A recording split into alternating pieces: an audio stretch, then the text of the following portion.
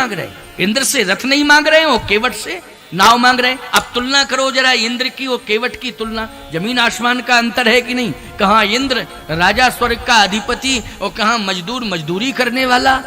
लेकिन तुलसी जिनके पद पंकज ते प्रगटी तटनी जो हरे अगगाड़े, ते प्रभु या सरिता तरवे को मांगत नाव करारे हुए ठाणे। भगवान कहते हैं केवट मैं तुमसे नाव मांग रहा हूं, तुम नाव लेके आओ, मैं तुम्हारी नाव में बैठ के ही पार जाऊंगा। तो केवट कहता है ज्यादा पीछे पड़ गए हो तो हमारी शर्त है उसको पूरा करो। भगवान राम ने कहा क्या शर्त है। कहा ये बताओ पहले वचन दो पूरा करोगे कि नहीं करोगे। भगवान राम ने कहा मैं पूरा करूंगा शर्त को, लेकिन पहले बता तो दे शर्त है क्या। लक्ष्मण जी बोले ज्यादा क्यों पीछे पड़े हो आप, हम समझ रहे हैं शर्त यही है। ये शर्त पूरी कराना चाहता है कि ये जानता है, पूरा संसार जानता है कि आपका जो वनवास हुआ ना, वो वनवास विश्व चर्चित है कि अम्बा कैकेयी ने आपको तपस्वी के वस्त्र दिए हैं और आप तपस्वी के वेश में आए हैं। इन वस्त्रों में ना कोई जेब है, ना नोट रखने का इंतजाम है, ना आपके पास रुपया पैसा है। इसको ये मालूम चल गया है कि इनके पास लेने देने के लिए कुछ नहीं है, फ्री फंड की यात्रा होगी, तो फायदा क्या है। इस मर्म को ये जानता है, इसलिए शर्त कराना चाहता है कि यदि आपके पास लेने देने के लिए कुछ हो तब तो हम आए, नहीं फायदा क्या है। भगवान ने कहा वैसे तो ऐसा नहीं होना चाहिए, लेकिन फिर भी पूछे लेता हूं, फिर भी पूछे लेता हूं। भगवान ने कहा केवट तुम्हें यही संदेह हो रहा है कि मेरे पास लेने देने के लिए कुछ नहीं है, यही संदेह है कि मेरे पास लेने देने के लिए कुछ नहीं है, इसलिए तुम पार नहीं करना चाहते हो मुझे।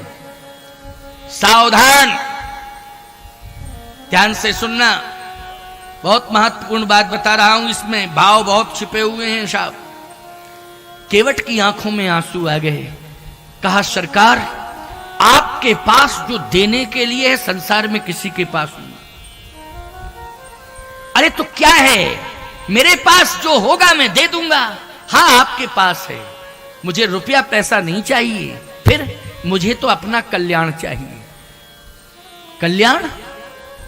केवट कहता है रुपया पैसा से कल्याण नहीं होगा, इससे तो पेट भरता है। क्यों भाई रुपया पैसा होगा, धन संपत्ति जायदाद होगी, इससे आपके उदर की पूर्ति होगी, भरण पोषण आपका होगा।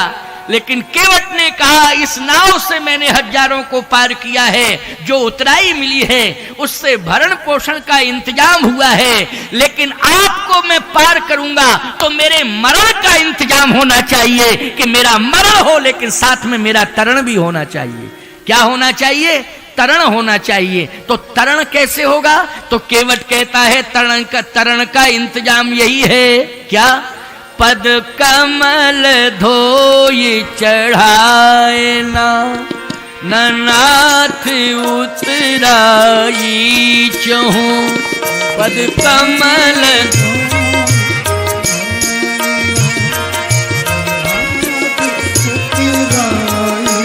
चहूं, पद कमल धोई चढ़ाए ना, नाथ उतराई चहूं। पद कमल धोई चढ़ाए ना, नाथ उतराई चहूं। मोहे राम रावुर आन दशरथ, सफत सब साची कहूं। मोहे राम आन दशरथ, सफत सब साची कहूं। पद कमल धोई चढ़ाए ना, नाथ उतराई चहूं। पद कमल धोए चढ़ाए नाव, न नाथ उतराई चहूं। आपके चरण का चरणोदक चाहिए मुझे। अच्छा बोलो उद्धार किससे होगा? संपत्ति से होगा कि भगवान के चरणोदक से होगा? भगवान के चरणोदक से उद्धार होगा। इसलिए मुझे उद्धार चाहिए, आप अपने चरण का चरणोदक मुझे दीजिए। अगर आप चरणोदक दे सकते हो तब तो मैं आऊं, और यदि आप नहीं दे सकते हैं तो मैं नहीं आऊंगा। भगवान ने कहा यह श्रद्धा का विषय है, इसमें किसी प्रकार की हट नहीं करना चाहिए। क्यों भाई, चरणोदक लेना है तो यह श्रद्धा का विषय है कि नहीं? श्रद्धा पर डिपेंड करता है, ये करता है कि नहीं करता है? अगर तुम्हारे मन में भाव है, श्रद्धा है, तो चरणोदक ले लो। केवट कहता है, एक बार फिर कहो। भगवान ने कहा यदि तुम्हारे मन में श्रद्धा है तो चरणोदक ले लो, लेकिन देर मत करना, मुझे जल्दी पार होना है, इसलिए बेगयान जल, बेग मानी जल्दी, बेगयान जल पाए पखारू और होत विलंब उतारहूं पारू। बेग मानी जल्दी, जल्दी क्या लाओ? जल, जल मानी गंगा जल, जल्दी गंगा जल लाओ, हमारे पैर पखारो, चरणोदक लो, पार करो। जैसे ही केवट ने ये शब्द सुना कि जल्दी जल ले आओ, तो केवट गंगा जी की तरफ नहीं गया, गांव की तरफ गया। देखो साहब, जल कहां मिलता? गंगा जी में मिलता कि गांव में मिलता? ये बताओ। जल तो गंगा जी में मिलता, लेकिन गांव की तरफ भागा। लक्ष्मण जी बोले देखो प्रभु, आपने कहा बेग आन जल, जल्दी गंगा जल लाओ, चरण पखारो, गांव की तरफ भाग गया। इसका मतलब है इसका मूड नहीं है पार करने का, आप पीछे पड़े, और इसका बिल्कुल मूड ही नहीं है आपको पार करे। और अगर यही कंडीशन बनी रही तो 14 साल तक यहीं खड़े रहोगे, हमारा अनुभव कह रहा है। और यदि आप मुझे आज्ञा दो तो ये क्या पूरा खानदान आ जाएगा और प्रार्थना करेगा जल्दी पार कर। देर वेर कुछ नहीं लगेगी, तुरंत ही आपको पार कर देगा। ये पूरा खानदान आकर के यहां प्रार्थना करेगा। लेकिन अब आप हैं, आपका स्वभाव है, क्या बतावें, आप मुझे यूज क्यों नहीं कर रहे? आखिर मैं किस लिए आया हूं? आपकी सेवा के लिए आया हूं और डिसिप्लिन सिखाने के लिए भी आया हूं। अनुशासन कैसे उसका अनुपालन किया जाता है ये मैं जानता हूं भैया। आपका आदेश मिल जाए तो अभी पूरा का पूरा परिवार आ जाएगा ही। भगवान ने कहा एक बात बताओ लक्ष्मण, तुम खड़े कहां हो? कहा घाट पर। ये भाषा घर की बोल रहे हो कि घाट की बोल रहे हो? तुम ये बताओ। ये भाषा घाट की नहीं है, ये भाषा है घर की। और घर की भाषा में और घाट की भाषा में बहुत अंतर होता है। बोलो होता है कि नहीं होता है? अच्छा, तुम घर में चाहे जैसे बोलते रहो, लेकिन यदि घर से बाहर निकल गए हो दूसरे स्थान पर, कहीं किसी गांव में या बाहर, तो आपको संभल के बोलना पड़ेगा कि नहीं बोलना पड़ेगा? बोलो जल्दी। भाषा संभल के ही बोलो, देश काल परिस्थिति को देख के ही बोलना चाहिए, बिना विचारे कभी नहीं बोलना चाहिए। लक्ष्मण, ये तुम्हारी बिना विचार की भाषा है कि पूरा खानदान आ जाएगा और 1 मिनट में अभी जो है सब पार कर देंगे आपको। आप मुझे आज्ञा तो दो, मुझे आदेश तो दो। नहीं नहीं नहीं, इस भाषा से काम नहीं चलेगा। लक्ष्मण, अभी तुम शांत रहो। कहे वो तो चला गया है, अब पार कौन करेगा? कहे आएगा, पता नहीं कल आवे, परसों आवे, कब आवे, बरसों में आवे, तो इसके मूड की बात है। वो आप जिद कर चुके कि इसी की नाव में बैठ के पार जाऊंगा। भगवान बोले बरसों में नहीं आएगा, परसों भी नहीं आएगा, अभी अभी आएगा। आपका विश्वास बोल रहा, हाँ मेरा विश्वास कह रहा अभी अभी आएगा। और वास्तव में थोड़ी देर बाद एक बड़ा सा कठौता लिए चला आ रहा है। लक्ष्मण जी बोले ये नया आइटम क्या है? भगवान बोले आने तो दो पास में, तब पता लगे कि क्या है, अभी तो दूर से दिखाई दे रहा है। जैसे ही भगवान के सामने वो कठौता हाथ में लेके चला आ रहा था, भगवान के सामने रख दिया, उसमें भरा था पानी। लक्ष्मण जी बोले भैया मेरा दिमाग खराब हो गया। क्यों? गंगा जी समीप में, और ये गांव गया और गांव से पानी भर के लाया, गंगा के किनारे खड़ा है और गंगा के किनारे ही नाव चलाता है, यहीं रहता है। और इसे गंगा जल के लिए आपने आदेश दिया था लेकिन ये गांव गया, कठौते में पानी भर के ले आया, ये बात मेरी समझ में नहीं आ रही। अच्छा, तुलसीदास जी से पूछा क्या ये सत्य है कि पानी भर के लाया? देखो, अगर जल है कठौते में तो गंगा जल है, और यदि पानी है तो गंगा जल नहीं है, क्योंकि गंगा जल को पानी नहीं कह सकते आप। यदि पानी आपने गंगा जल को कह दिया तो अपराध लग जाएगा, बहुत बड़ा अपराध है। जैसे आपने शालिग्राम भगवान को पत्थर मान लिया तो अपराध है, तुलसी को हरी घास मान लिया तो अपराध है, ऐसे गंगा जल को, यमुना जल को आपने पानी कह दिया तो फिर ये अपराध है। समझ लेना, पानी नहीं कहा जा सकता है। पानी तो कुएं का पानी है, लेकिन गंगा जी में पानी है नहीं, नहीं। यमुना जी में पानी नहीं, नहीं, जल है, जल। गोस्वामी जी कहते ये पानी लाया है केवट राम रजाय सुपावा, पानी कठौता भर लई आवा। क्या भर के लाया? पानी कठौता भर ले आवा। पानी भर के लाया, लाया पानी भर के कि नहीं? तो जब गंगा के किनारे है तो पानी की क्या जरूरत? बोलो, कोई जरूरत है? हमारी समझ में तो कोई जरूरत नहीं। गंगा के किनारे पानी नहीं होता है। गंगा में कोई कुआं खोदेगा, मूर्ख माना जाएगा वो। बोलो भाई, गंगा में कोई कुआं खोदेगा? कूप खोदता है गंगा में? जब पानी अपरिमित है, जल है गंगा में, सुंदर दिव्य निर्मल है, तो पानी कुआं खोदने की क्या जरूरत है? सावधान। लेकिन पानी भर के लाया। लक्ष्मण जी ने कहा भैया ये तो पानी दिखाई दे रहा है, और ये भी पानी भला मैला वैला पानी, वैसे ही टाइप का, साफ पानी नहीं है। भगवान ने कहा देखो पूछते हैं। जैसे ही रख दिया कठौता, कहा लाओ चरण दो। भगवान बोले बाद में चरण दूंगा, पहले ये बताओ, मैंने कहा था गंगा जल ले आओ। बेग आन जल, जल मानी गंगा जल, तो तुम गांव चले गए हो, गांव से पानी लेके चले आए। तो गंगा जल से तुमने चरण क्यों नहीं पखारने की सोची? तुम पानी क्यों लाए हो? पानी से क्यों पखार रहे हो? केवट बोला प्रभु जानबूझ करके। ऐसा क्यों? केवट ने कहा इसलिए कि मैंने ऐसा सुना है कि गंगा जी आपके चरण से निकली। कहां सुना है? बोले गंगा के तट पर तमाम ऋषि मुनि महात्मा आते हैं तो गंगा की महिमा जब सुनाते हैं तो यही कहते हैं नख निर्गता मुनि वंदता त्रैलोक पावन सुरशरीर विष्णु पादोत्कम पित्वा पुनर्जन्म न विद्यते। विष्णु का चरणोदक, चरण का चरणोदक।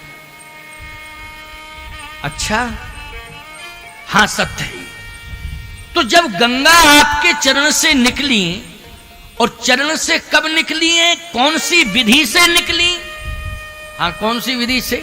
बोले जब ब्रह्मा जी ने ब्रह्मधाम में आपका चरण गया और ब्रह्मधाम पहुंचा तो ब्रह्मा जी ने आपका चरण धोया था। हाँ, फिर ब्रह्मा जी ने जब चरण धोया तो जैसे ब्रह्मा चरण धो रहे थे, धोते धोते धोते धोते वही चरण रज जैसे ही कमंडल में आई तो देखा ब्रह्मा ने कि गंगा प्रकट हो गई। इसका मतलब है कि गंगा आपके चरण से प्रकट हुई, अर्थात गंगा है चरणोदक। आपके चरण का क्या है? चरणोदक। भगवान ने कहा ये बात तो समझ में आ गई, लेकिन तुम धोए क्यों नहीं हो गंगा जल से? इसलिए नहीं धोया कि जब एक बार आपके चरण धुल गए और धुलने से जो निकला सार वही है गंगा का प्रादुर्भाव। बोलो भाई, है कि नहीं? तो इसका मतलब है कि एक बार आपके चरण धुल गए हैं तो उसी से फिर दोबारा धो, उसी से फिर आपका चरण तो नहीं धोऊंगा। आपके अलावा और कोई होता तो मैं प्रयास कर लेता, लेकिन आपके चरण का चरणोदक जब गंगा है तो इस चरणोदक से दोबारा आपका चरण नहीं धोऊंगा। क्यों? आपका दोबारा चरण नहीं धोऊंगा। लक्ष्मण जी बोले भैया ये तो बहुत विद्वान है, हम तो सामान्य समझ रहे थे लेकिन ये तो बड़ा विद्वान समझ में आ रहा है। वास्तव में इसकी बात में बहुत मर्म है, बहुत सार है। भगवान ने कहा इसलिए तो मैं कह रहा था कि इसकी बातों में मर्म छिपा है और तुम मर्म समझ नहीं रहे थे, तुम पता नहीं क्या क्या बोल रहे थे, इसलिए शांत रहो। हाँ तो धो लो भाई, ठीक है, अब तुम्हारा मन है। तो इससे ही तुम क्यों धोना चाहते हो? ये कहां से लाए हो पानी? ये पानी कहां से लाए हो? कई इस पानी को समाज के लोगों ने उपेक्षित कर दिया था, कोई यूज नहीं करता था। अच्छा क्यों? बोले ये गांव के लोगों की मंद बुद्धि, गांव के लोगों की मंद बुद्धि। अच्छा हे प्रभु, ये जल, ये पानी इंतजार कर रहा था कि मेरा भी उद्धार होगा, कभी मेरा भी उद्धार होगा। और इस पानी के मर्म को मैं समझ रहा था कि ये उद्धार चाहता है कि मेरा उद्धार हो। याद रखना, कोई जलाशय है, उसमें कूड़ा कचरा मत डाला करो, कूड़ा कचरा मत डाला करो। जलाशय को पवित्र रखो जिसमें जल भरा हुआ है। ये अपमान है वरुण देवता का, समझ लेना, ये जल का अपमान है। इसलिए कभी भी नदी हो, कूप हो या सरोवर हो, ज्यादा से ज्यादा सफाई कर सकते हो तो सफाई करिए, आप उसमें कचरा मत डालिए। इस बात का ध्यान रखिए। तरस रहा था पानी, याद कर रहा था कि प्रभु कभी मेरा उद्धार होगा। तो केवट ने कहा कि सबसे पुनीत और पवित्र है गंगा, जो मोक्ष देती हैं, लेकिन मैंने ये सोचा कि ब्रह्मा के प्रयास से कमंडल में गंगा प्रकट हुई थी, लेकिन आज केवट इसी पानी से चरण धोएगा और कठोते में धोएगा तो एक कठोते में नई गंगा का प्रादुर्भाव हो जाएगा। इसलिए आज एक नई गंगा को मैं कठोते में प्रकट करना चाहता हूं। भगवान ने कहा अच्छा धोले भैया, धोले। लक्ष्मण जी ने कहा ऐसा करो कि स्नान कर लो, क्योंकि अभी आपने स्नान नहीं किया है, स्नान करके चरण धो। केवट कहता कैसा स्नान, कौन स्नान, कैसा है? अरे कैसा स्नान, गंगा में स्नान करो तब चरण धो। स्नान तो कर सकते हो, स्नान करके फिर चरण धो।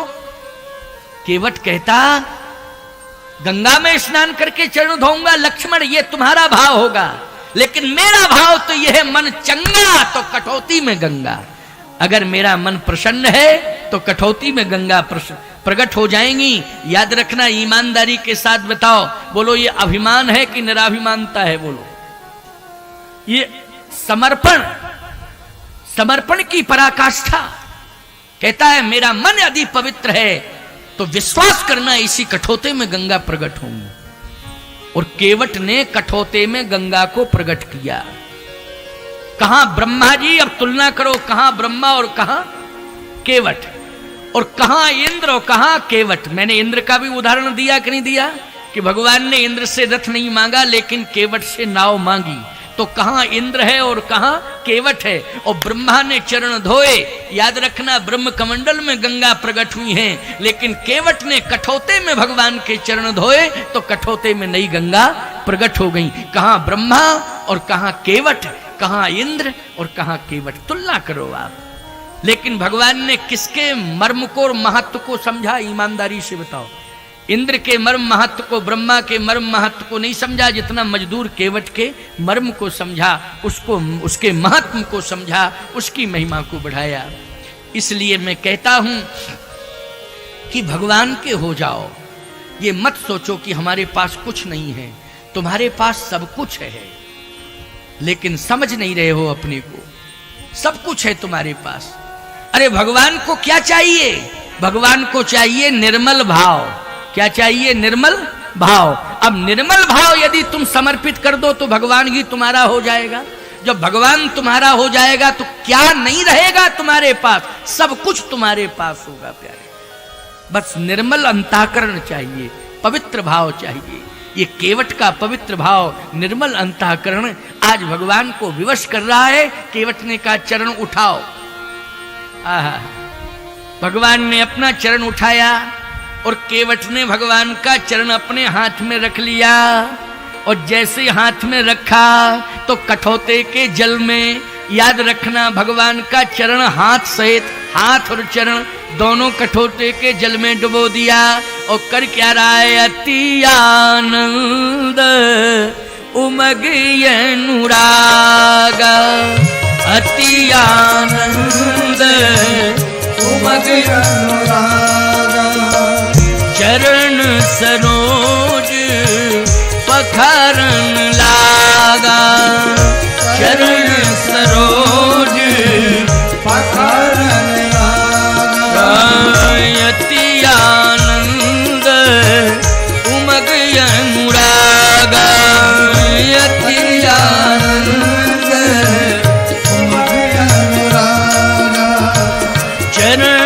सरोज पखारन लागा। चरण सरोज पखारन लागा। चरण सरोज पखारन लागा। चरण सरोज पखारन लागा। आनंद नहीं, अति आनंद। आनंद में भान होता है, अति आनंद में भान नहीं होता है। अति आनंदित होकर भगवान के चरण पखारने लगा। इसका मतलब है कि एक ही चरण को पखार रहा है, दूसरा चरण को देख भी नहीं रहा है चरण की ओर, न उस चरण को पखार रहा है, एक ही चरण को, बस उसी को पखार रहा है। अब एक कंडीशन है प्यारे, क्या? आप घर में अगर चरण पखारेंगे तो जिसके पखारेंगे उसको आसन देंगे बैठने के लिए, बोलो देंगे कि नहीं? और फिर आप चरण पखारेंगे, कोई दिक्कत नहीं। चरण पखरवाने वाला आनंद से पखरवावे, चाहे जितनी देर तक पखारो। और यदि आप घाट पर चरण पखारेंगे तो पखारने वाला तो बैठेगा और पखरवाने वाला खड़ा होगा। क्यों भाई? अब कोई खड़ा हो और चरण पखरवा रहा हो तो एक पैर पखारने वाले के हाथ में होगा, पखरवाने वाले का पखारने वाले के हाथ में होगा एक चरण पृथ्वी पर होगा।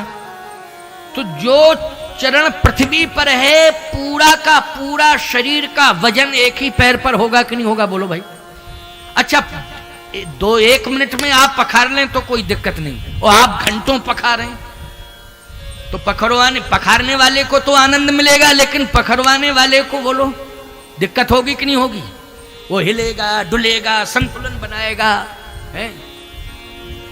यही हुआ है भगवान राम के साथ। भगवान राम के साथ यही हुआ है।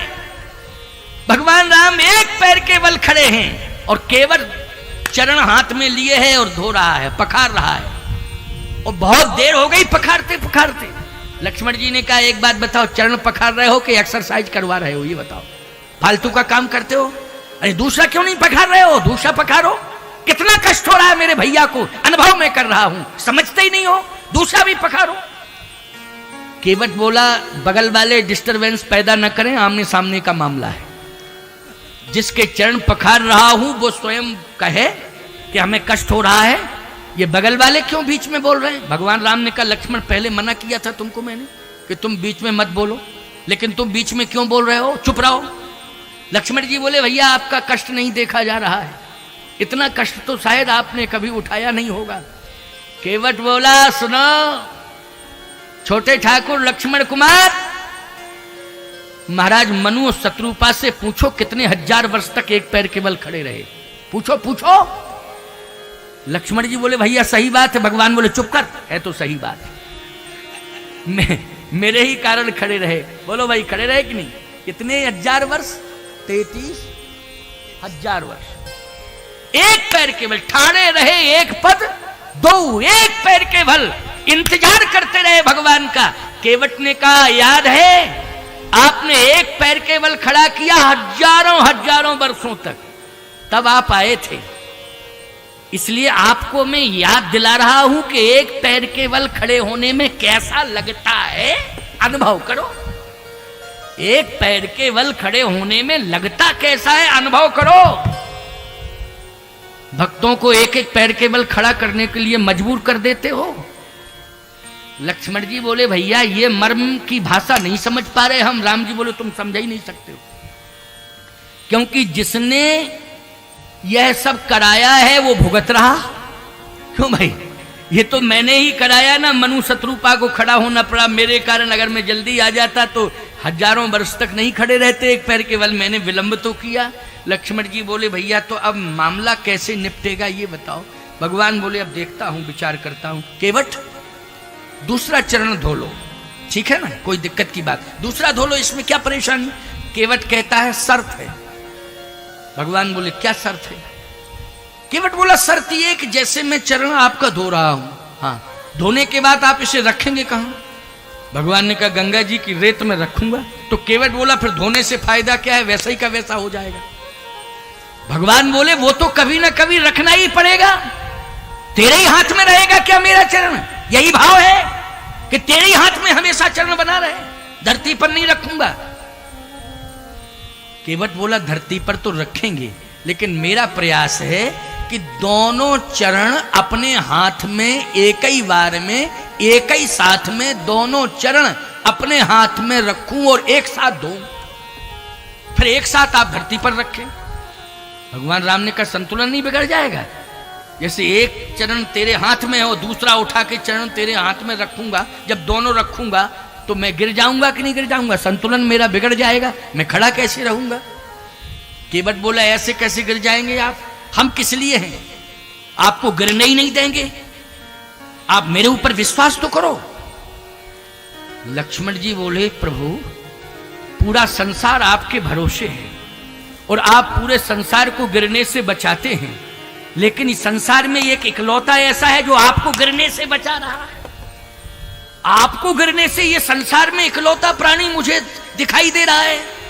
भगवान बोले तुम इस मर्म को नहीं समझते हो लक्ष्मण, अब इसकी बात मुझे माननी पड़ेगी। तो केवट तेरा सहारा कैसे लूंगा? केवट ने कहा एक काम करो, मुझे पकड़ लो, मुझे पकड़ लो। तो भगवान ने कहा कि शरीर का कौन सा अंग पकड़ूं? केवट ने कहा मैं बैठा हूं, आप खड़े हैं, तो कोई खड़ा हुआ व्यक्ति बैठे हुए व्यक्ति को पकड़ना चाहता है तो सिर पकड़ेगा उसका। क्यों भाई? बैठे हुए व्यक्ति का खड़ा हुआ व्यक्ति क्या पकड़ेगा? सिर पकड़ेगा। तो क्या पकड़ना है? सिर पकड़ो। भगवान ने कहा अच्छा अच्छा तुम कह रहा है। तो भगवान ने हाथ बढ़ाया, देखो एक चरण केवट के हाथ में है भगवान का। भगवान का एक चरण किसके हाथ में है? केवट के हाथ में है। और भगवान ने जैसे ही हाथ बढ़ाया तो आज भगवान का हाथ भी केवट के माथ पर आ गया। भगवान का एक हाथ केवट के माथ पर है, भगवान का एक चरण केवट के हाथ में। दृश्य यह है साहब। अब केवट कहता है कि दूसरा चरण उठाओ, दूसरा उठाओ। भगवान ने जैसे उठाने की कोशिश की तो भगवान हिलने लगे। केवट कहता नहीं नहीं नहीं, दूसरा हाथ फ्री क्यों कियो? ये दूसरा हाथ फ्री क्यों कियो? इससे भी पकड़ो ना, इससे भी पकड़ो। भगवान ने कहा पकड़ता हूं, कोशिश करता हूं। जैसे भगवान ने दूसरा हाथ बढ़ाया और दूसरा हाथ भी केवट के माथ पर रख दिया। अब दोनों हाथ भगवान के केवट के माथ पर। अब केवट कहता है दूसरा चरण उठाओ, उठाओ दूसरा चरण। क्या बात है साहब। भक्त बड़े भगवान से, बोलो छोटे हैं भगवान, भगवान से बड़े भक्त हैं प्यारे। मोरे मन प्रभु अस विश्वासा, राम ते अधिक राम कर दासा। राम से अधिक राम के दास की महिमा है।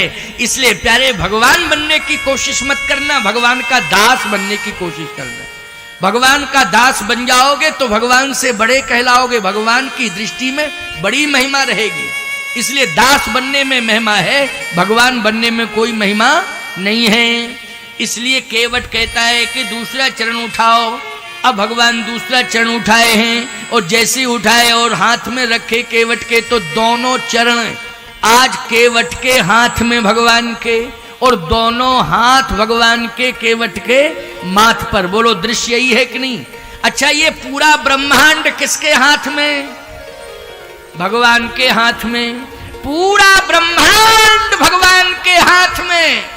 लेकिन आज भगवान किसके हाथ में?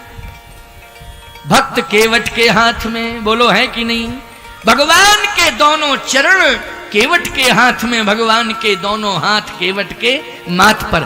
भक्तों की श्रृंखला में, भक्तों की श्रृंखला में याद रखना सबसे बड़ा भक्त सिद्ध हुआ है केवट।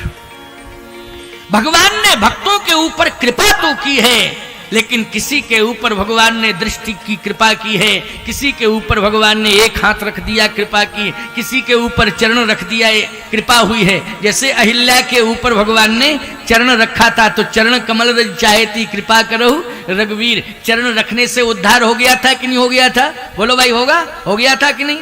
अच्छा गीधराज जटायु के ऊपर कर सरोज सिर परसेउ कृपा सिंधु रघुवीर निरख राम छवि धाम मुख विगत गई सब पीर। जटायु के ऊपर हाथ रखा पीड़ा चली गई। कर परसा सुग्रीव शरीरा तन भाग पुलिस गई सब पीड़ा। भगवान ने सुग्रीव के ऊपर हाथ रखा पीड़ा चली गई। जटायु के ऊपर हाथ रखा पीड़ा चली गई। जैसे ही अहिल्या के ऊपर चरण रखा तो उसकी पीड़ा चली गई।